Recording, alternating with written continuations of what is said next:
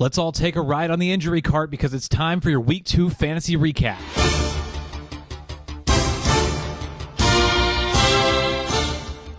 We go first to what has turned out to be this league's biggest rivalry so far, and the only matchup that takes place within the same household. Kent was looking for some home improvement led by Jonathan Taylor, not Thomas. But despite all the renovations, he just couldn't keep up with the Aaron Joneses because Laura was our highest scorer of Week 2. Woo! Bouncing on the bouncing! Woo! Show 'em who's ball! Woo! Rip a hole in the soul! Woo! That's right, Hunter Henry getting the Air Bear stare wasn't enough. The Kyler Murray point flurry wasn't enough, and the Golden Geese just couldn't get enough production out of Kenyon Drake. It left me in my feelings, learning a tough lesson that sometimes love hurts.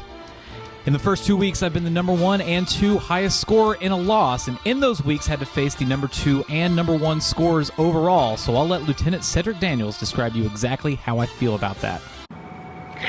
This is bullshit.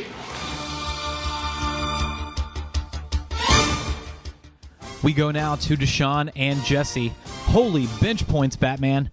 It's always frustrating to leave points on your bench, but when you leave enough points to flip a 30-point loss into a win, it'll really rustle your jimmies.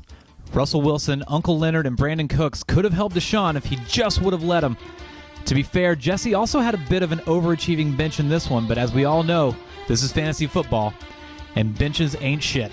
Some solid production across the board, minus Julio, and the Gurley man pulled the Knoxville football team across the finish line in this one. Jesse skates with a big Week 2 comeback win. Moving on to Cody's matchup with Mexican John. What an absolute shit show this one turned out to be. John jumped out to an early lead, and Cody found himself wandering in the Robert Woods, frantically foraging for points early on Sunday.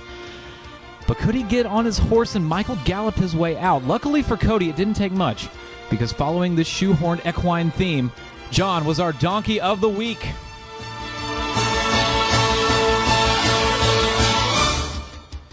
Yeah, Week 2 brought us more questions than answers, and perhaps the biggest one is what in the actual fuck is going on with John's team? Giving the most possible benefit of the doubt, he could probably blame it on all of the injuries, but whatever the case may be, John and his banged-up roster got their Le'Veon Bell rung this week, and it ended up being our biggest blowout. What did we do? Oh, Lord! Lord, Jesus! Oh, Lord! Checking in on Jen and Nick, what's the opposite of an unstoppable force meeting an immovable object? The league's 2 lowest scorers from Week 1 squared off looking for a bounce-back win in Week 2. Something's got to give, and someone has to actually win this thing.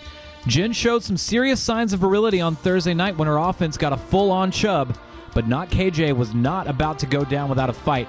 On Sunday, Fantasy Balls ordered its hot dog with extra Mostert. Okay, I'm going to put a little mustard on this one, all right? Give me a hot dog, baby! But the day belonged to Tryler Hig3. Hard to beat a guy getting 3 touchdowns from his tight end. Cody's puppet regime gets a much-needed first win in Week 2.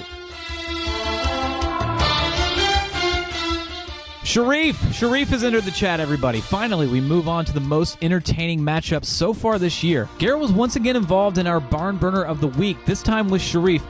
It wasn't the most sexy matchup in terms of storyline. It didn't have a potential domestic disturbance, the fate of Yahoo's Golden Boy, or the race to the bottom. This one should have been a snoozer, but it's 2020 and nothing goes the way that you think it will. In terms of actual gameplay, this one had everything.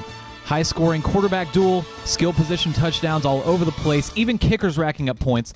The lead changed more than Dean Pelton's wardrobe. Sharif started slow out of the gate on Thursday due to Joe Mixon's apparent end-zone allergy.